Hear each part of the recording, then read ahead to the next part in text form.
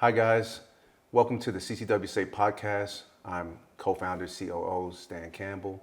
And today we have two special guests with us.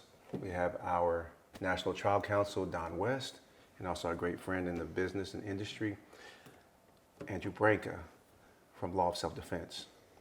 Today we're going to be covering a couple of topics. To start off with, it's part of my responsibility to make sure that you guys are armed with information. I'm able to do that because I surround myself with experts, and some things that we need to touch upon for the new members and the other members need to be reinforced with this information. So we brought Andrew Branca in today to really break down a few things for us and have a great conversation with Don West.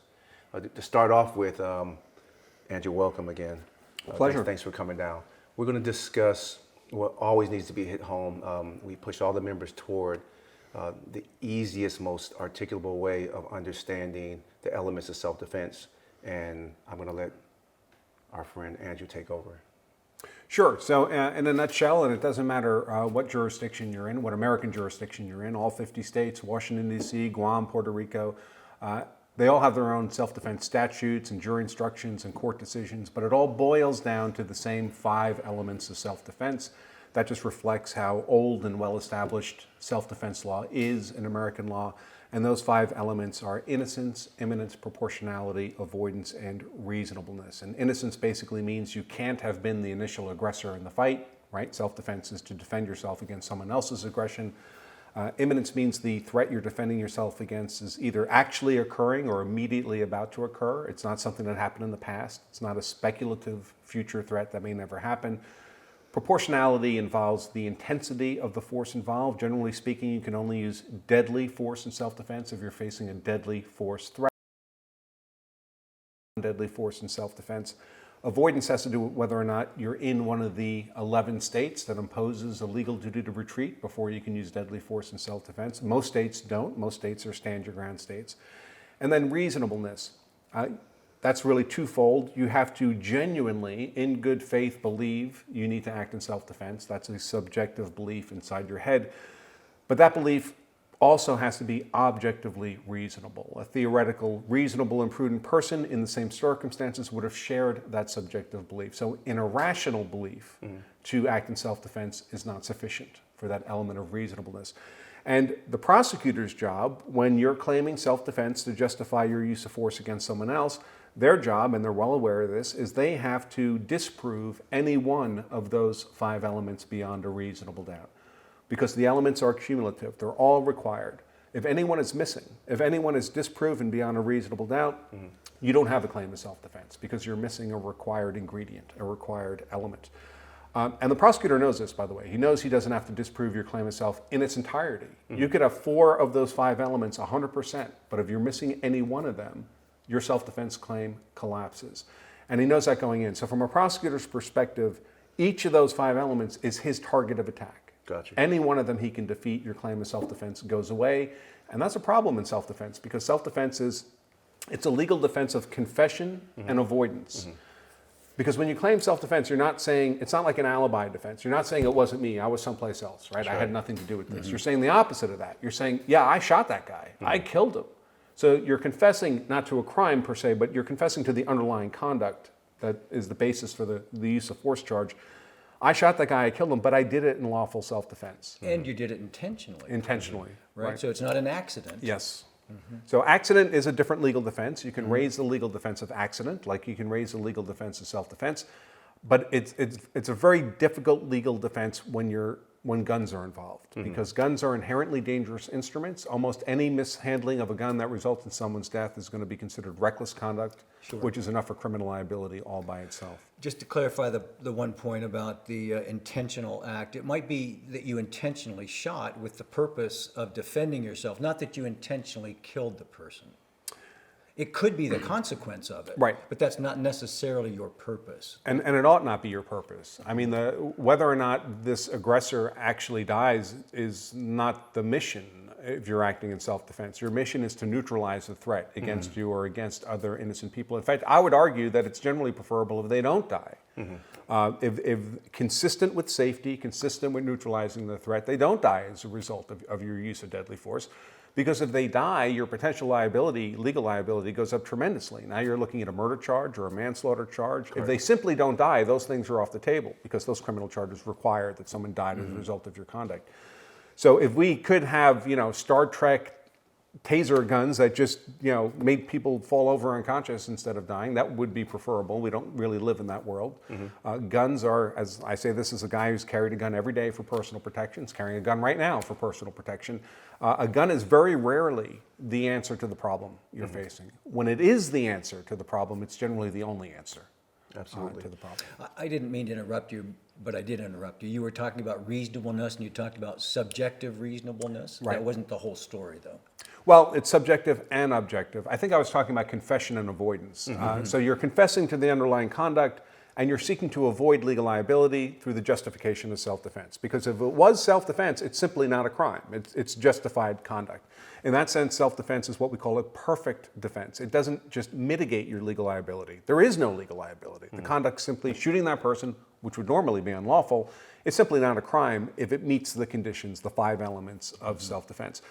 But the risk there, of course, is because it is a legal defense of confession and avoidance. If the prosecution can destroy your claim of self-defense by disproving one of those elements beyond a reasonable doubt, then you have the confession and you don't have the avoidance. You don't have the legal defense. And so essentially all you've done then is provide the prosecution with a confession, and that's an easy walk-away conviction for the prosecutor. So in a normal criminal case, the prosecutor has to prove you guilty of the crime charged, right, beyond a reasonable doubt. Yes, sir. But in a self-defense case, you've effectively conceded to that if you don't have the legal justification of self-defense. Hey guys, so also, the reason why CCW Safe, we hold so close to us the 5 elements of self-defense by Andrew Branca. He mentioned a self-defense claim, placing a self-defense claim by a judge, correct? That's also the criteria that we go off of to cover you. It does not matter what you do as long as you are aligned with that self-defense claim. That's the importance of us being prejudiced toward covering you guys, servicing you, and making sure that we're there for you for the long run. One thing that Andrew mentioned, he talked about stand your ground states. Don, can you cover that a little bit to give us an understanding of what that really means, and duty to retreat as well? Well, I can touch on that. Andrew already did when he was talking about the element of avoidance. A number of states, I think you said there are 11 that have duty to retreat, so that means 39, if I've done my math, that has a form of stand your ground, which means there is no legal duty to retreat before using deadly force if you are in fact facing an imminent threat of great bodily harm or death. So that's one thing that you don't have to worry about tactically or legally, although we'll talk, I hope, more about whether it makes sense to actually stand your ground if you have any other options. But legally, you have the right to confront that force that you're being threatened with your own proportional level of force. Yeah, so from a legal perspective, what it does is take that element of avoidance off the table as a target of attack for the prosecutor. So instead of there being 5 elements a prosecutor can attack, now there's only 4 because avoidance has been removed. That's obviously good for the defender. As you suggest, from a real-world practical perspective, if it's possible for you not to get into a gunfight simply by retreating from the fight, if you can do that consistent with safety, obviously we ought not be getting into gunfights we don't need to be getting into. Absolutely, and that leads us into, some of the, or a lot of the problems that we have with the members is, knowing when to display their weapon in self-defense. So can we kind of, cover that as well? So the moment you make someone else aware that you have a gun, and you're making them aware of that to change their behavior, which is what we're doing. When we say, stay back, I have a gun, right? Their behavior is something that's frightening you. You're making them aware you have a gun to change that behavior. Arguably, you've checked all the boxes for a charge of aggravated assault with a deadly weapon, because the crime of assault has to do with putting someone else in reasonable fear of imminent harm. Aggravated assault, putting someone in reasonable fear of deadly force harm. With a deadly weapon, you're telling them you have a gun. Now, whether or not a prosecutor would bring that charge is often largely a function of policies within the prosecutor's department. It's largely at their discretion, but you are putting yourself at risk for that charge. They may not bring it, but you're potentially at risk. So I generally urge people not to be engaging in that conduct unless they have a very good reason for doing it. Personally, it's hard for me to imagine circumstances in which I would make someone aware that I have a gun unless the circumstances were such that I would be prepared to use that gun in self-defense. Actually, now, of course, once you present the gun, circumstances often change and you don't need to use it. So this is not a reflexive draw the gun and shoot. Often the bad guy sees the gun, decides they brought a fist to a gunfight and they're not interested and they run away, and that's perfect. You just won that fight without having to fire a shot. But when you did all that, you did incur the risk of facing a felony charge of aggravated assault with a deadly weapon. In most jurisdictions, that's good for 10 to 20 years in prison once the gun sentencing enhancement is added on. Yes. So I would urge people, don't incur that legal risk without darn good reason, and think through ahead of time, before you're facing that threat, under what circumstances you'd be prepared to incur that legal risk. A lot of what we need to do in terms of making sound decisions, legally sound and tactically sound decisions in self-defense, is to thought experiment these scenarios ahead of time. Yes. We can't foresee every factual variation of some kind of criminal aggression, but most of them tend to fall into common buckets. They tend to be armed robberies, they tend to be rape attempts, they tend to be carjacking. So in a generalized sense, you can have buckets of scenarios where you might think, all right, in this bucket, I'm just walking away. In this bucket of threat, maybe I'll use pepper spray. In this bucket of threat, maybe I'll go hands-on. In this very limited bucket of threat, maybe I'm prepared to go to a gun. And in this tiny bucket, maybe I'm prepared to actually shoot someone. Absolutely. In self-defense. But to the extent you can put those scenarios, those infinite area scenarios in those buckets, it really facilitates sound decision-making in the crisis of the moment. When you're facing that threat and you have to make life-changing decisions for that other person and for yourself, it really facilitates your ability, because you know, all right, I'm in this bucket. This is not a gun bucket. This is a pepper spray bucket. This is a jiu-jitsu bucket. Yes. But then as circumstances change, the person displays a weapon. Oh, now we're in the gun bucket. Yes. Right? Now we're in the deadly force bucket. So instead of having to think through 1,000 different scenarios, you just have 4 or 5 buckets of scenarios where you have kind of prepared self-defense responses that you know are legally sound because you learned the legal principles and you studied all this stuff. And so you know you're on solid ground. And frankly, I think that also helps people. I do the legal stuff, right? But the priority has to be winning the physical fight. If you don't win the physical fight, the rest of the stuff doesn't matter. That's correct. But you don't want to win the physical fight in such a way that you spend the rest of your life in jail. And I think by learning the legal stuff, it facilitates your ability to be decisive in the tactical phase, to strip away ambiguity from these scenarios, make decisive decisions, be more effective in the physical fight because you know you're on solid legal ground, as solid as you can possibly be, because you've thought through these issues beforehand. Absolutely. Hey, Don, if you would follow up or cover from what Andrew's talked about, proportionality and how that becomes challenging with some of the cases that we have, shooting a certain amount of rounds, or, how it's challenged. Well, I think the bedrock underlying principle of proportionality is that you are entitled to respond with the same amount of force that you face, which means that if you're faced with non-deadly force, you can't respond with deadly force. The problem is, I think, is knowing where you are in this continuum. And as Andrew just mentioned, this notion of stripping the ambiguity is a process where you're trying to figure out what's actually going on. We get a lot of cases that start as, you'd call them motorist, road rage type cases. And they're otherwise pretty law-abiding people that somehow get crossed up, tempers flare, and sometimes it even means that both motorists pull off, get out of their cars, or one motorist gets out of the car and approaches the other car. And now everyone's trying to figure out what's going on. Well, that's such a difficult situation, I think, legally, emotionally, tactically, because you don't know what their intent is. It's emotional. They've decided to take it to the next step when they get out of their car. And when you get out of your car, are you making things better or worse? Yes. So you have to figure all of that stuff out before you know if you're facing any kind of real threat, or does the guy just want to get out and give you a piece of his mind and shake his fist and argue with you and tell you to go to driving school? That's right. Or is it getting worse and worse and worse, and pretty soon you see him reaching into his pocket, or you see something that seems like a clear escalation and the risk of a weapon being introduced. I don't think there's clear answers that you can say in this situation, you know this is going to happen, because people often are angry, they're unpredictable.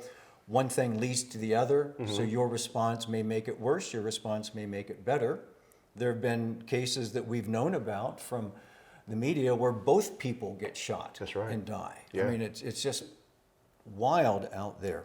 So I would really like for Andrew to talk about a scenario like that, when you're trying to assess the situation, not just tactically, but legally as well, to protect yourself, make things better, not worse, of course, with the underlying goal is nobody gets hurt, especially you.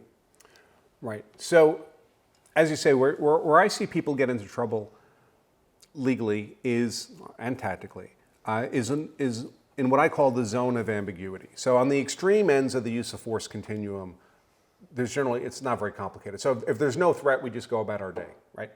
If someone steps out of a doorway a few feet away with a raised machete and comes at us, that's not a complicated legal or tactical analysis, right? You just solve that problem. It's in the middle where it's not necessarily clear what's going on multiple dimensions. It's not clear if they're a threat. If they are a threat, how much of a threat on this issue of proportionality. But often there's things that can be done if someone's thought through these things beforehand to strip away that ambiguity, to have a sense of, well, what do I need to be looking for that will let me make more decisive decisions? Because what a lot of people do is they just get scared and they panic. And if they panic, especially if their only defensive tool is a gun, they panic, they get scared, they pull the gun. It's the only thing they have. And often they pull it under circumstances where, frankly, it's not lawful. They're not obviously facing a deadly force threat against which the gun would be appropriate. They end up charged with aggravated assault with a deadly weapon. They've never been in trouble with the law a day in their lives before. They're looking at a 10 or 20-year felony. And they don't necessarily have any appreciation for how that act of pulling the gun is going to affect the other person who's not posing a deadly force threat at that point. Well, pretty soon now that person's facing a deadly force threat. Yeah. You can see how it spins out of control. And they call the police. They call the police. Even if they were a bad actor, by the way. You'd think criminals wouldn't call the police, but they do. Exactly. And it's funny that you talk about that. We give out tips all the time, and guys, remember, we always talk about, if you are a victim, proceed like a victim. Call 911. Even the person leaves the scene, because if he or she calls 911 first, they're going to be seen as the victim, and now you have to undo and make yourself the victim and not the suspect. So we make sure that you do that. Also, we were talking about tactics. I was on SWAT, and I taught tactical classes many times in my years as a police officer. One of the things that we actually discuss, especially when it comes down to road rage, the way that you set up where you stop at red lights, different things like that. Make sure that you don't pull right next to another car. You pull back so that you have an avenue to be able to maneuver your vehicle out of the way if there was a carjacking, or for some reason somebody, approached you and forced some type of aggression, trying to get you to get out of the vehicle and such. Give yourself an out so that you make sure that, you give yourself the opportunity not just to survive the fight, but to move yourself out of the location. So that's really, really important. So now we're gonna quickly talk about, Don, and you brought it up. We have a lot of members that mistake being scared for being threatened. Right. Okay. Can you guys cover that? Because being fearful of someone endangering your life and just being in fear of some type of physical attack, or just someone yelling and being aggressive. And when I talk about that, we're talking about aggressive panhandling and stuff like that, where people just move into your space or begin yelling at you and such. Well, just being afraid fear is not really required for self-defense. Apprehension of harm is what's required for self-defense, and you have that subjective state of that, so Yes. there's some emotional state that you're in. But it also has to be objectively reasonable, meaning it's not speculative. It's not, for all I know, he has a gun, or for all I know, he has a knife. You have to be making your decisions by applying your powers of reason to evidence, things you're observing. And what you mean by that is like bulges. You can see a handle of a knife. Someone's reaching for their waistband Yes. after having verbalized a threat. Thank you. Someone is closing proximity on you after you've told them to stay back. Someone's attempting to get into your car when your car is otherwise secured against entry. Those are all things that are evidence of their aggression. Yes. That you can articulate to other people that support an objectively reasonable perception of threat. A mere irrational fear of threat is not enough to support a claim of self-defense. But people need to know what to look for. And if you know what to look for, you can also, frankly, position yourself where that person, if they're going to escalate, they have to do it by hitting triggers that are the evidence for your reasonable perception of threat. So, for example, if you're shouting at someone to stay back and they continue to close proximity, I love verbal commands like that because, not because I expect the other person to comply. That's up to them. I have no control. Yeah. But it strips away the ambiguity, right? If you're uncertain about whether someone's a threat, you're allowed to yell at them to stay back. That's Yeah, not a crime for you absolutely. to do that.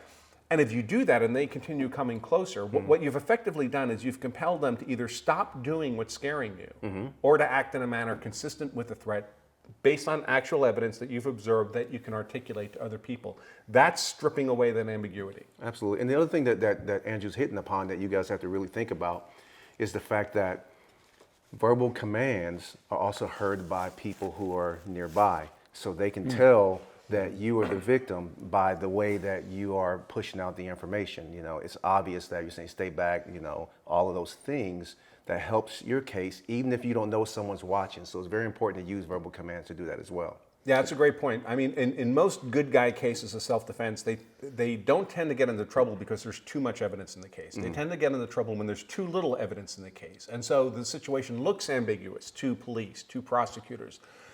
Generally, we want more evidence. Famously, in the George Zimmerman trial, the prosecutor, the investigator lied to George and said, well, we have camera footage of what happened in an effort to get George to, you know, confess to something. And George's response was, thank God they have camera footage, so they'll be able to see exactly what happened. We all, if we hear people shouting, what do? We turn our head to look to see what's going on. We want witnesses. We want that camera footage. If, of course, presuming we're acting actually in lawful self-defense, we want more evidence because that'll be favorable to us.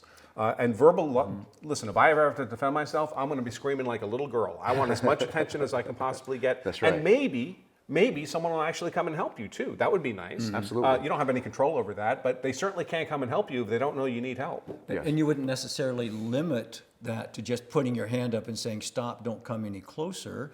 Even in a stand your ground jurisdiction where you can legally just stand there and meet the force with the force. You might also consider backing up, taking a left, going around the car, getting some cover, distance. obstacles, more anything to complicate time. their apparent mission to hurt. Yes, and get you more time Right. to see whether is this in fact someone who is a real deadly force threat to me, or is this somebody that's maybe just crazy but not actually violent, or Also- drunk, or lost, or just any number of human frailties that could put them in a situation that would initially appear threatening, but upon closer examination, which you can only get from time and distance, allows you to really process it. Yeah, time and distance are life. I mean, that translates directly into life. So the more that you have, the better off you are. And you want that person to work for the opportunity to hurt you. You want them to work for you having to use force in self-defense. And the more they have to work for it, the more it looks like self-defense on your part. And if you don't do that, you also run the risk of being made to look like a mutual combatant. Where you were offered an invitation to fight. Just think of a traditional fist fight between two guys who want to settle their differences, right? They're both agreeing to fight. If you have the opportunity to retreat, to put yourself so there's a car between you and the other guy, and you can do all that with complete safety, and you don't do that, a prosecutor is likely to argue that, listen, maybe you were offered an invitation to fight, but you accepted that invitation. That's right. And as a mutual combatant, the law says you're both aggressors, and you both lose the privilege of self-defense. So it's always important to keep in mind not just what you're actually thinking or actually intending, but how your conduct might be made to look to other people if it's described, especially if it's described in a deceptive way by a prosecutor. And how much comfort would not moving, retreating, avoiding be in a stand your ground state? Don't you have the legal right just to stand there? Or are you still at some legal risk if the prosecutor points out avenues of escape or opportunities to avoid that you don't take advantage of, even though you aren't legally required to do so? Right, so most of the stand your ground states are what I call soft stand your ground states. There's 7 or 8 that are hard stand your ground states. In the hard stand your ground states, the jury's actually told they're not allowed to consider the possibility of retreat in your claim of self-defense. It's just off the table, period. But that's a minority of the stand your ground states, a small minority. In most of the stand your ground states, the prosecutor is not allowed to tell the jury that you had a legal duty to retreat, because you don't in a stand your ground state. But what they are allowed to argue to the jury is, sure, ladies and gentlemen, this defendant didn't have a legal duty to retreat. We're a proud stand your ground state. But he could have, and a reasonable person would have. Yep. And therefore, his failure to retreat when he could have with complete safety is unreasonable. And of course, reasonablement is one of those required elements of self-defense. They backdoor that in to undermine the reasonableness of what you did, even though you didn't do anything illegal. Correct. We'll continue the conversation, but before moving on, I want to just kind of talk about something that you're doing for the industry in general, like some of the instruction and stuff that you have coming up. Sure. Well, we actually set something up just for CCW Safe members. Okay. It's an hour or hour and a half long webinar on self-defense law topics. So those of you who are interested in that, and that ought to be all of you, can get that. It's completely free, doesn't cost a penny, but we wanted to make it available to the CCW Safe membership. And you can take advantage of that by pointing your browser to lawofselfdefense.com/CCW Safe class. And that'll take you to that webinar. It's scheduled at different times. Just pick the time that's convenient for you, and I think you'll get a lot of value out of that. Awesome. Don? Andrew, I want to talk briefly about, we are a mobile country. People can travel from state to state. We have permitless constitutional carry states. We have reciprocity among those states with that issue carry permits. And I wanted you to talk a little bit about what happens when you're traveling from one state to the next, and you may find yourself in an unfamiliar jurisdiction in terms of the laws of the elements of self-defense. Yeah, so of course you're bound by whatever the self-defense laws are in whatever jurisdiction you use the force, and they could be very different than the laws in your state. A lot of states have fairly liberalized self-defense laws.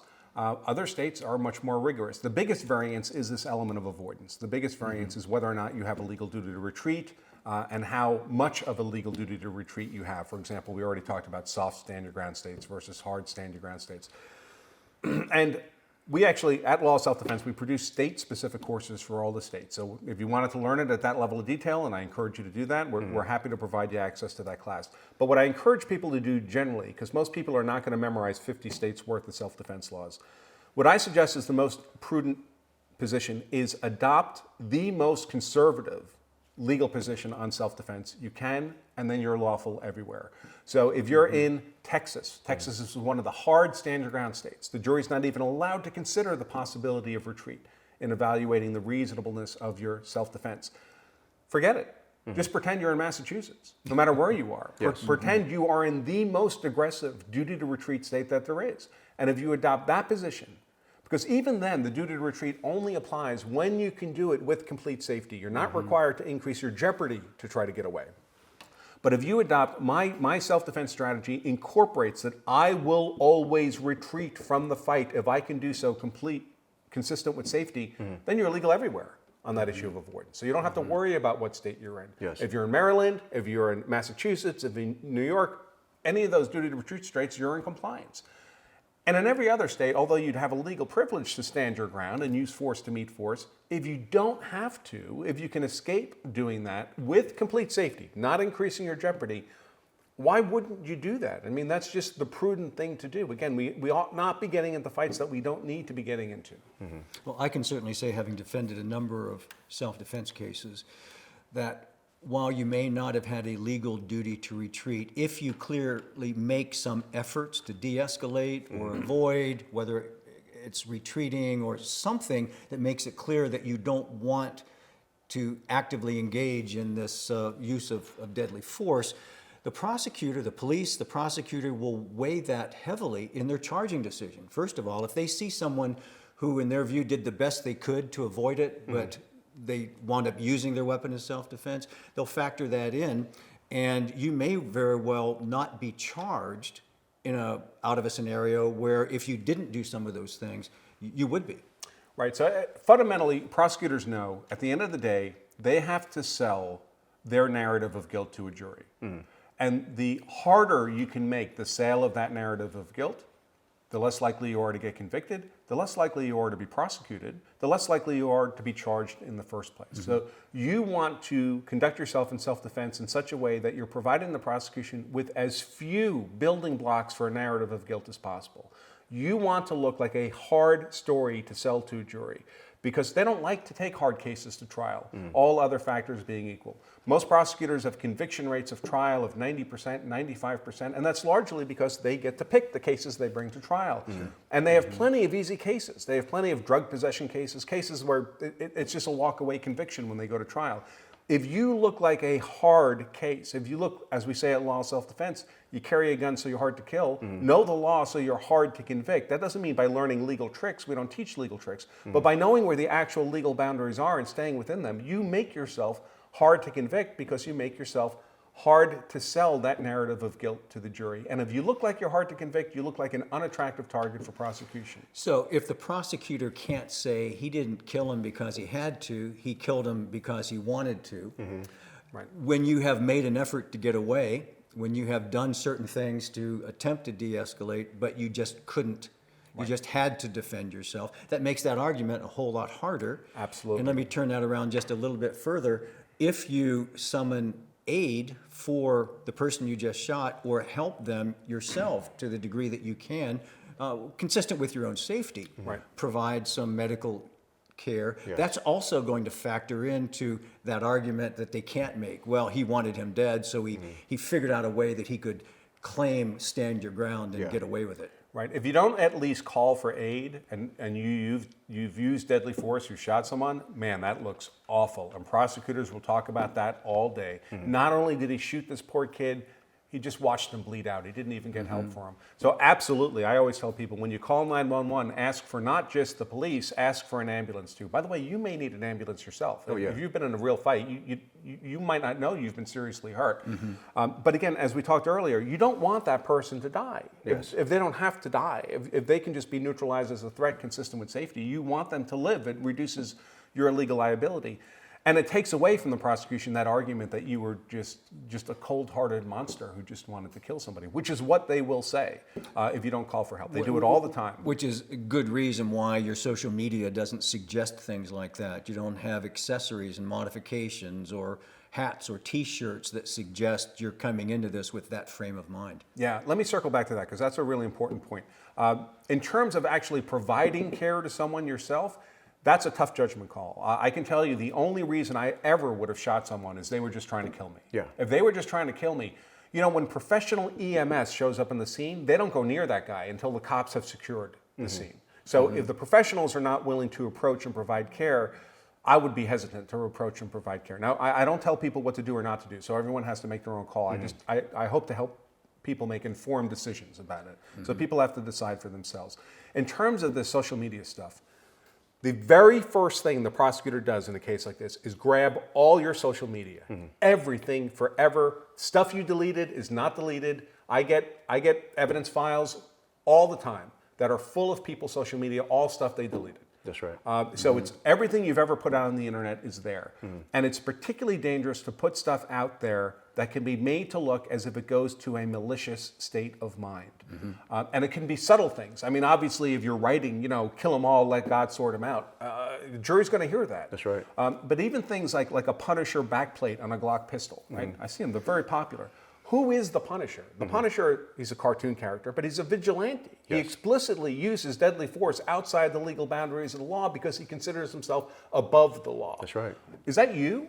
Is that who you think you are? Because Glock didn't sell you that pistol with a Punisher backplate on it. You put that on there. You're making a statement about your own state of mind.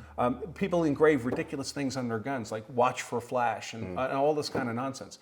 Man, that is going to be used to make you look like a monster in front of a jury. And you have to remember, the jury wasn't there when you defended yourself. They don't know what happened. If they had any personal knowledge of what happened, they wouldn't be on the jury. They're a blank piece of paper. And they're hearing two stories, that narrative of guilt from the prosecutor and the narrative of innocence from your defense lawyer. Don't be giving the prosecutor building blocks of a narrative of guilt you don't need to be giving him. That Punisher backplate does not make your pistol run better. That's right. It doesn't help you win the physical fight. Yeah. None of that engraving does. None of these stupid bumper stickers, right? Keep honking, I'm reloading, all that kind of nonsense. Yes. It will be used to make you look bad. And the prosecutors will use, if they've decided they want to take you to trial, they use everything. There is nothing they will not use to make you look bad in front of the jury. Absolutely. Well, and of course, as we've talked about already, the claim of self-defense is an affirmative defense that requires the defense to put on some evidence, or at least the record to contain some evidence of self-defense before the judge can even instruct on it and the jury can even consider it. So in my mind, what that means is, unless you get really, really lucky because of the way the evidence shakes out, or there are witnesses there, or statements that were made at the scene that become admitted into evidence, the defender is going to testify. They're going to have to get in front of that jury and explain what happened, what they were thinking, why they did certain things before, during, and after. And I tell you what, having defended a lot of people that are on that stand, you want them to explain as little as possible, and you never want them to explain their social media posts or why their gun was modified to say the very things that we're talking about. You'll be on that stand for hours, potentially, with the prosecutor saying, did you write this on Twitter? Did you put this on Facebook? Is this you? Did you say this? And they're going to try to make it look as negative as possible. And what will happen, practically speaking, is if you have enough of that nonsense on social media, your lawyer will tell you, listen, we can't put you on the stand. I mean, you'll just be destroyed on the stand. And there may be things that can only be explained to the jury if you're explaining them. And now you've put yourself in a terrible catch-22 position. Terrible, terrible position. Hey guys, remember, this has nothing to do with coverage decisions. We're actually, because we're going to cover you for your claim of self-defense. They're giving you this great information so that you don't make your journey through this more challenging, because it will be, okay? It's really an important point. And I mean, I love CCW Safe. I'm personally a member of CCW Safe. You guys are the only company like this that I work with. But people have to keep in mind that nobody, not CCW Safe, not me, not Don, can turn a bad shoot into a good shoot. That's right. If you used force outside the legal boundaries, Don with National Trial Counsel, CCW Safe will pay your legal bills, all that stuff, and you just go to prison.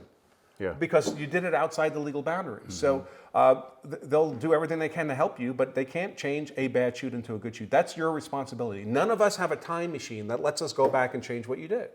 So you have to know where those legal boundaries are so you know you're within them. Even then, the risk of conviction is not zero.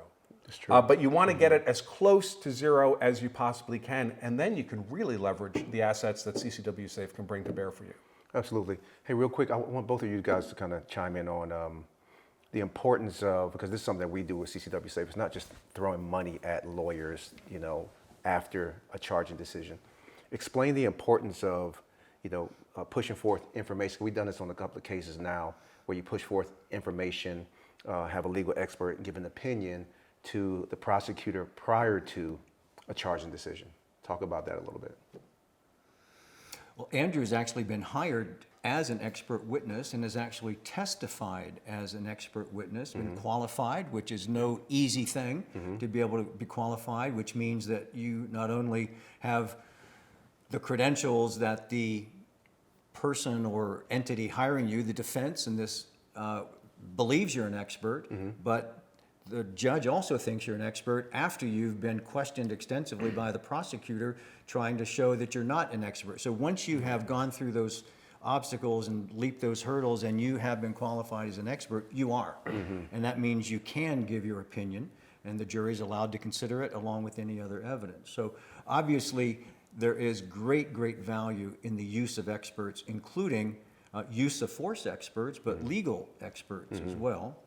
I think what we've talked about some here today is the case is dynamic right from the very beginning. That's right. You can make it better, you can make it worse. Sometimes, as Andrew said, you don't have enough evidence to really stake your claim. Experts can help with that. They can clarify misunderstandings in the law, they can offer opinions about scenarios and reaction time and those kinds of things. And if you are involved early enough with the funding and the qualified lawyers and investigators and experts, I do believe that there are prosecutors that are interested in listening, that are willing for justice to prevail. It may be selfish, they just don't want to get beat in court, but I do believe there is some integrity in the system. So by front loading that, you may very well have an opportunity before charging, not as much, because that happens fairly quickly, typically, but certainly before trial, as the evidence continues to be developed and more investigation is done, there may very well be that window of opportunity before you seat the 12 people in the box that you can have a meaningful conversation with the prosecutor about whether or not they really should go forward with the case. And Andrew, without giving too many details, could you kind of go over not that particular case, but how you were able to, become a expert witness or discuss that case that you kind of went over? Yeah, so this was a murder case in Colorado. As Don says, I was qualified as an expert by the court. Really, the prosecution didn't even try to contest my expertise. I mean, I was questioned in front of the judge for a couple of hours, and after that point, the judge was like, well, I mean, obviously he's just an expert. And so then I testified in front of the jury for a couple of hours, and we secured an acquittal of that defendant on murder, manslaughter, and reckless homicide charges. He walked out of that courtroom a free man. I do want to double down on what Don was just talking about, however. The greatest positive impact I generally can have is early in the process. My legal practice is a consulting practice. I don't take clients directly. All my clients are other lawyers who are lead counsel for their clients in charge of some use of force crime. And most of the work I do is an expert legal analysis early on, typically after charging, but before too many weeks have passed. And we use that expert report, and we almost invariably get the charges dismissed, or at least the defendant put into a deferment program where they keep their nose clean for a certain period of time, the charges go away. Once the prosecution has kind of emotionally committed to taking you to trial, it's very, very difficult to get them to change their mind. Because they've invested time, resources, reputation. They've told their superiors they're confident they can get a conviction in this case. Almost impossible to get them back off. I have done it. I've done it in a murder case I wasn't brought on until 3 weeks before trial. Did my analysis and then decided not to go to trial. The state did. But it's really, really hard. It's much easier early on before the prosecution's made that emotional investment, that investment of time and resources where you can really influence their decision making. It's part of why I think it's so important for people to be a CCW Safe member, because the moment something happens, they're calling you. Yes. And you guys are bringing resources to bear immediately. And that's the time you can have the most impact, the easiest impact in avoiding that terrible fate of having to go to trial. Because folks, if we have to put you in front of a jury, there's at least, I don't care, you could be the most innocent person who's ever walked the face of the earth, there's at least a 10% chance you get convicted. That's just noise in the system. You do not want to be there defending yourself in front of a jury if it's at all possible to avoid it. And the best way to avoid it is to bring what's perceived as, frankly, overwhelming resources for the defense early on. Prosecutors are not accustomed to defendants who have a lot of resources. Most of the people they prosecute don't have any resources. So if you have a lot of resources, that again makes you look like you're hard to convict and reduces the chances you'll be prosecuted in the first place. You know, we really emphasize, I emphasize, and on behalf of CCW Safe, it's important to me that when we are engaging counsel on behalf of our members, that we hire an experienced lawyer, experienced in self-defense cases, because we've talked about today how different they are than the typical case. And we hire somebody that practices every day in that community. People that have been in front of the judge, that have had other cases with the prosecutor, that know law enforcement, may have had other cases with law enforcement, have a good legal reputation, a professional reputation, and they go in this with a level of credibility that some guy from out of town wouldn't necessarily have. Yeah, there are a lot of discretionary calls that get made by the cops, by the prosecutor, by the judge. You want the person representing you to be someone they have a good working relationship with, because then they get the benefit of that discretion more often than they don't. If the judge does not like your lawyer, you got a problem, because those discretionary calls are all going to go the other way. I mean, we've seen it, right? So you want a local guy with a good reputation in the community. I think this notion of bringing in somebody outside to be a big profile counsel in your case is generally a mistake. Because the judge knows darn well that lawyer might try to get away with all kinds of stuff and he'll never be held accountable because he'll never have to appear before that judge again. That makes judges uncomfortable.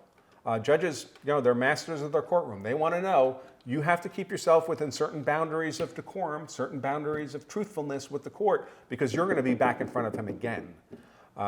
That's what judges like, and that's what you should do. That's what you should look for in your lead counsel. And we're talking him as all Yes, all of course. considering. I know some terrific criminal defense lawyers. Absolutely. In fact, we have hired several women criminal defense lawyers that have done excellent work. We know good women judges, so please don't think that we are saying we endorse men over women.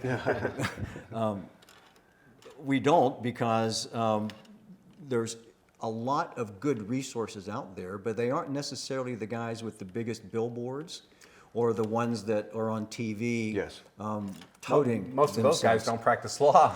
Yeah. But most of those guys just farm out all the calls that come in to different law Yeah, firms. it's important to me that we identify the local lawyers, the good ones, and then vet them to be Yes, sure they've had the right kind of experience and that they meet the other criteria for handling a serious self-defense case. And that's another tremendous strength of CCW Safe, because frankly, most of the general public is incompetent to evaluate whether a lawyer they're considering is good at his job. They just don't know what the criteria should be. They don't know how to evaluate a lawyer. So having someone like Don who can talk to someone you're considering as lead counsel, be able to, and for us, it's just having a conversation with the lawyer. I mean, it's just not that hard to do. But to be able to vet that lawyer, because folks, lawyers, like any other profession, they're on a bell curve, and most of them are in the middle, and some of them are excellent. That's what you want. You want the really good ones. And some of them are just not good. Yeah. They're just not good lawyers. And you can't tell the difference. That's right. And by having someone like Don able to verify that, all right, this guy's sound, professional, competent, will zealously advocate for you. You're just not some cog in his office that's going to generate billables for him. He actually cares about your case, because there's a lot of criminal defense attorneys that just, frankly, they just crank the handle. Defendants come in, defendants go out, whether they get convicted, as long as they're getting those retainers, they don't really care. That's not who you want. You want someone who's going to be a champion for your case. And someone like Don can vet that for you, and that can make all the difference. You're right. Hey, and real quick before we get to the next topic, and I would be doing you an injustice if I didn't talk about, continuing education, and like I too am a member and a subscriber to Law of Self-Defense, because we don't know everything, and it's important for me to make proper decisions for you guys and to push you through it. I'm known for being a straight shooter, and I'm talking about giving you the information that you need. And I'm not going to beat around the bush. I'm going to tell you what's going to keep you out of trouble. One of the things that I do just to continue what I learned at Law of Self-Defense is to be one of their platinum membership holders. You just kind of, real quick, I know it's not a commercial, but please explain what that means and what that, how that can help them. Sure. So years ago, we would provide a legal consult for any client who came into our office, and of course had the money. The consults were quite expensive. They were a minimum of $10,000, and usually substantially more than that. And it sounds like a lot of money, and it is a lot of money, but frankly, our clients would tell us it's worth every penny, because almost all the time we got the charges dismissed. So one day they were looking at 20 years in prison, the next year they didn't have criminal charges anymore. What's that worth? We think it's worth our retainer, and so did our clients. But importantly, effective last year, we don't take outside consults anymore. We have a membership we call our Platinum membership. Our Platinum members are the only ones eligible for one of our legal consults, and they get it for free. There is no $10,000 retainer. There's no cost to them. It's their benefit of being a member. But if they're not a Platinum member, and frankly, this applies to CCW Safe members too. If you're a CCW Safe member, that's great. That's what you should do. I'm a member. But unless you're also a Law of Self-Defense Platinum member, you cannot get my legal consult. We're just not available at any price. So I would argue the best position to be in is to be both a CCW Safe member and a Law of Self-Defense Platinum member. You can learn more about Platinum membership at lawofselfdefense.com/platinum. But if you are ever contemplating, if I'm involved in a use of force event, I've shot someone, I'm being charged with murder, I'd like Andrew to be part of my legal team, you have to be a Law of Self-Defense Platinum member for that to happen. Awesome, thank you so much. So back on topic, there were some things that we talked about over breakfast about prosecutors going after, I want you to discuss brandishing. It's still in that area of display. We've had some cases where members, please don't do this, take their gun out and put it on their dashboard, or, show the person, like that. They're not pointing it at them, but angles matter. Talk about that, Don. Well, Andrew touched on earlier here today the discretion that prosecutors have. It's truly exclusively the domain of the prosecutor to make a charging decision. Judges can't make a charging decision. The defense clearly can't make a charging decision. It's the executive function. It's part of the prosecution mission to evaluate cases and make that decision. It could be because they put their name on a paper and information, or it could be because they present information to a grand jury who ultimately returns the indictment, but based upon the information, and I would argue usually limited information that they get from the prosecutor, typically hearsay. Yes. It's not an adversarial process whatsoever. Back to your issue though, Stan, I have found, and whether it should be or not, it clearly seems to me that prosecutors will exercise their discretion in brandishing, gun pointing type cases to some degree, depending on where the gun is. Is your hand on the gun? Is the gun covered? Is the gun at a low ready? Is the gun somewhere else? Or are you drawing directly at the person? Legally, it may not make much difference under the statute. Yes. It could, depending on exactly where you are. But in my experience, it does make it has a significant impact on the prosecutor deciding whether to prosecute for an aggravated assault type case. And Andrew was talking about a scenario where this continuum, when you're facing a threat and you're trying to figure out how serious a threat is it something where you may need to go to your gun and you're evaluating that, you're stripping away the ambiguity, but there will be a process when you decide to touch your weapon in some way. And I'd love to hear a little more about how you perceive what you would do as you're confronting someone or being confronted by someone. Yeah, that whole notion of making someone aware that you have a gun for the purpose of changing their behavior. And as you say, prosecutors' offices tend to have kind of an informal tier of conduct where they're more likely to charge aggravated assault with a deadly weapon if you've actually put the muzzle on their person. Much less likely to do that if it's at a low ready, if you just have your hand on the gun, if you've just pulled up your shirt and displayed a gun, if you've just verbally made someone aware you have a gun. Any of those could be enough for an aggravated assault charge, but they tend to use their discretion not to go after that serious felony charge unless you've engaged in the higher levels of conduct, like actually putting a muzzle on someone. The trouble is, none of that's in the black letter law. So it's entirely their discretion. There's nothing you can do about it if they want to charge you with that felony. The kind of the threshold they need to satisfy for you to be criminally charged with a serious felony is incredibly low, much lower than people think. It could be based on misinformation. I've seen informations that were filled out with stuff that was just lies, got people dragged into criminal trials, Yes. and later the lies are exposed, but it doesn't matter. Now you're a criminal trial. Yes. They don't rewind the clock because it turns out the information was corrupt in some way. Grand juries make their decisions essentially based only on the information they hear from the prosecutor. They only hear one side of the argument, and we all know if you only hear one side of an argument, that side always sounds compelling, right? The defense side of the argument doesn't tend to come in until you're actually at the trial itself, and you want to stop things before then. In terms of defensive display, I think there are defensive display scenarios that are more legally defensible and others that are less legally defensible. And I think the more legally defensible ones are where you're perceiving a threat and the threat's developing. It's slowly escalating. Imagine a road rage incident. Someone gets out of the car, they got a baseball bat, but they're 50 feet away. Well, 50 feet away with a baseball bat is not an imminent threat yet. Correct. Yet. They can't reach you with the bat. But they're yelling at you. You're the only other person there. You're clearly the target of their anger. Maybe their anger is imagined or mistaken, or who knows, or maybe you actually did something. You didn't even know you cut them off, whatever. The important thing is not your state of mind. It's their state of mind. That's right. And their closing proximity with that bat. That bat, if they come close enough, is deadly force. You hit someone in the head with a bat, likely to inflict death or serious bodily injury. So if they continue closing, at some point, they will become an imminent deadly force threat. What you don't want to do, I would suggest, is like blindly follow the Truler drill, the 21-foot rule, and just stand there doing nothing, and then when they hit 21 feet, you draw your pistol and shoot them. I think there's better strategies than that. Absolutely. And that might be a circumstance where when they hit 30 feet, or 25 feet, or 24 feet, you get your gun out. That's right. You make them aware you have a gun. Maybe it's a low ready, because based on those facts, unless they are deterred from continuing the close proximity, they will inevitably be a deadly force threat. They're going to develop into that, and then you will have to shoot them. You don't want to shoot them, either for their benefit or for your benefit if you don't have to. So at some point, you may want to display your gun. The strength you have there is you can say, your lawyer can say, hey, the only reason I displayed it was so I would not have to shoot him.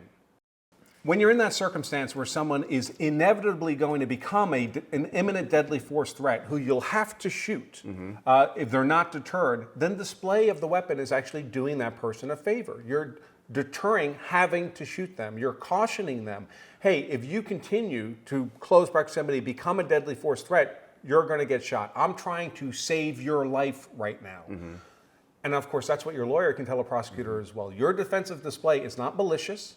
It's not simply out of anger. You're literally trying to save this person's life. It's a good thing. Where people get in trouble is when they make that defensive display under circumstances in which that other person, as aggressive as they are, cannot reasonably be perceived as ever being a deadly force threat. There's no weapon, there's no disparity of numbers, so you would never be justified in actually using the gun in that circumstance, and yet you're displaying the gun. Prosecutors don't like that at all. Agreed.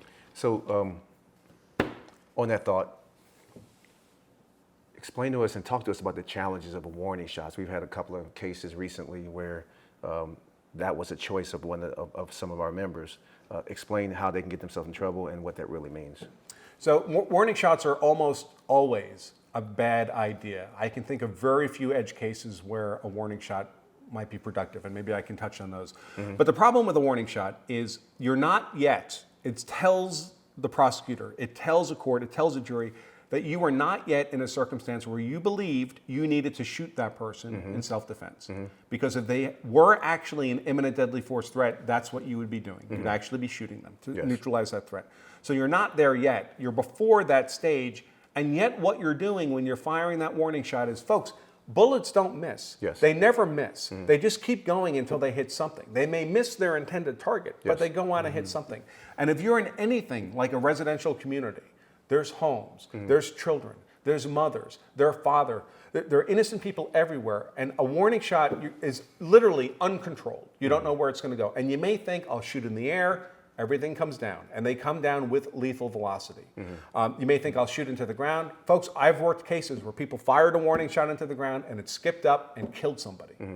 And they weren't intending to kill anybody. They didn't actually have a legal justification for killing anybody. And that's called reckless conduct. Reckless conduct is when you create an unjustified risk of death to others. You know you're creating the risk, and you ignore the risk and do it anyway, and then you kill someone. That's a reckless homicide. That's a form of manslaughter. The classic illustration for this is drunk driving, right? You go out, you get drunk, you get behind the wheel of the car. You're not intending to run anybody over. You're just trying to get home. But we all know driving drunk creates an unjustified risk of death to others. If you kill someone as a result, it's a manslaughter. It's a reckless manslaughter. That's the conduct you're engaging in when you fire that warning shot. And I see that reckless endangerment charge, and it's a felony charge, folks. There go your rights forever. That reckless endangerment charge using a gun is a felony charge, filed a lot in warning shot cases. Also cases where people shoot at dogs and things like that, where the prosecutor's like, I don't believe that it was necessary for you to shoot at that dog, because they're terrified that that round's gonna hit somebody, hit some innocent person. And by the way, you ought to be terrified about that too, right? Now, are there weird circumstances in which a warning shot may avoid that reckless endangerment risk? I guess if you're on a boat in the ocean, right, and there's nothing for the bullet to hit, maybe. But in anything like a community where you live amongst other people, when you fire that round, it's reckless, unless it's justified. So when you fire the round at a person who's attacking you, and it would be otherwise justified lawful self-defense, if that bullet, for example, overpenetrates and goes on to strike some innocent person, well, the firing of the bullet was justified in that circumstance. If it's justified, it's not reckless. But if you're not firing at the person, if you're just firing around to try to frighten them, well, that's an unjustified risk of death to others. As we talked about, you haven't yet met the conditions to actually shoot the person in self-defense, and you're going to be looking at that felony charge, and maybe you might kill an innocent person. That's right. You also run the risk that the prosecutor won't take your word for what you just did. You may characterize it as a warning shot. They may characterize it as a missed attempt to murder that guy. Right. That's right. Right. Attempted murder. Sure. Right. And I see that too all the time, by the way, in circumstances where I look at the evidence, I'm like, no, they just missed. That wasn't a warning shot. I mean, the bullet holes in the wall, like 6 inches from where the victim's head was, right? They're just a bad shot, is all that happened there. And remember, just the people who are evaluating your conduct in self-defense were not there. That's right. They don't know what happened in any absolute sense. There is no truth in any absolute sense. The prosecutor wasn't there. The cops weren't there. You're not attacked while you're standing next to a uniformed cop. The judge wasn't there. Certainly the jury wasn't there. So all they can do is look at the evidence and try to make reasonable inferences from the evidence. And those inferences can vary depending on how they choose to review the evidence. So, you may know in your head, and you may actually be right, that what you did was totally justified, but that's not what controls your legal fate. So what's important for us is to model CCW Safe so that we cover our members as much as we can. Those other organizations, they'll do what they say they're going to do, but we do just a little bit more. Explain the importance of our position on covering an appeal without costing the members another dime. Yeah, so this is a huge strength of CCW Safe. To my knowledge, all your competitors, I could be mistaken, but I don't think so. To my knowledge, all of them, once you're convicted, they're done with you. That's correct. It's over. And again, you could be convicted and be completely innocent on the merits. There's, as I said, there's at least a 10% chance that you get convicted, no matter how innocent you are. And if you're charged with a serious felony, especially a murder or manslaughter, just imagine what percentage of your resources you would use to avoid conviction in that. Probably everything, to not spend the rest of your life in jail. Well, what happens if you're convicted? Well, then you have an appeals process you can try to pursue. Although I caution, appeals are for losers in a number of senses. One is you're only appealing if you lost a trial, right? That's So right. you lost in That's that right. sense. Plus, the prospects of getting meaningful relief in an appeal is infinitesimal. It's less than 1% of cases get meaningful release. And often the relief is simply a mitigation of sentence of some kind. Or even if you win your appeal and you get your conviction reversed, which is huge, it's never reversed with prejudice. The prosecutor always has the privilege to retry you. And how many resources do you have for a second trial? After a first trial? After a costly appeal? I see plenty of cases where there are well-financed defendants in their initial trials get convicted, appeal, get reversed, they get a retrial, and they have a public defender for their second trial because they're dead broke. They don't have anything left. Your competitors would leave those defendants in the same position, even if they paid for the first trial. If they're convicted and they need to appeal, or what if they get a hung jury? One person on the jury believes they're guilty. Everyone else believes that it was justified. Hung jury, retrial again. Those other companies, they cut you loose. Either you hit their cap, or they cut you loose because you've been convicted. You have nothing for appeal. You have nothing for a retrial. I know my policy is the same as CCW Safe. If people are a platinum member, my legal consult, if you get convicted and are going to appeal, we provide the legal consult for the appeal. You get a new trial, we cover it for the new trial. We continue to cover our platinum members until there is no additional opportunity for them to pursue justice in their case. Absolutely, and that's one of the reasons why that there are certain groups that are competitors that are tied into traditional insurance companies, which force them to recoup the money if there is a conviction. So you can't move forward until you pay them back the $150,000 to $200,000, and then they might be able to come back in and do something for you, but you have to pay that money back first. That's why we design ourselves so that we don't have to do that, because it's important that, we understand this is the second fight of your life. The first was when you had to defend to keep yourself from being killed. The second one is that for your freedom and your financial stability and what's going on with you. So we understand it's important to have those resources available to be able to do that. I want to kind of get into real quick before we leave, Don, the importance of taking care of people with counseling services, legal counseling services, and expungement. Because people don't understand that just because you get out of an incident, that doesn't mean that you won't be able. That people won't be able to get on Google and find that you've been charged with murder and such, and how that affects you. Well, from the counseling standpoint, I don't think anyone that hasn't been through a truly traumatic event can appreciate the impact of experiencing a traumatic event. I know that sounds circular, but if you go through the experience of shooting someone, that is in and of itself traumatic, no matter how justified you were. And then you're going to have the trauma of being arrested and prosecuted, which is a whole separate set of trauma. And that's going to stay with you for the duration of the case. Now, Longer. Oh, of course, yeah. From a counseling standpoint, I think it's important to have someone to talk to that can help you begin to navigate the real world that you're living in. you may be on a ankle monitor That's for right. 2 years Yeah. while you're waiting for your case to. Yeah, we've had that. Yes, and Which just is, which is expensive, by the way. People don't know. It's very expensive. Yeah, CCW Safe pays for that. Yeah. Too. So that can't be understated, the importance of that. And if you shoot someone and no charges are filed because the system worked properly in your case, you still have that trauma. You're still going to need the counseling. That's right. And we're there for that. Now, of course, some cases result in no charges, but other cases result in, no formal arrest or charges or anything. Other cases result in an arrest, but no formal charges. And then other cases result in an arrest and a trial and an acquittal. Yes. All of those people would be eligible, given the jurisdiction where this happened, of some form of record sealing or expungement. Yes. To get rid of that public record.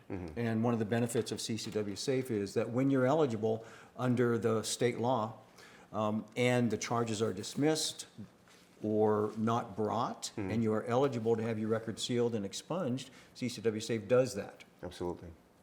Okay, guys, this has been valuable information.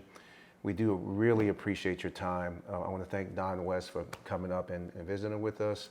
Andrew Branca, of course, for coming into Oklahoma City to also sit down with us for the podcast. Could you please give your link for us, because we are associated by affiliate as well. So if you don't mean, as we go out, give them what your link is so we can have them follow that.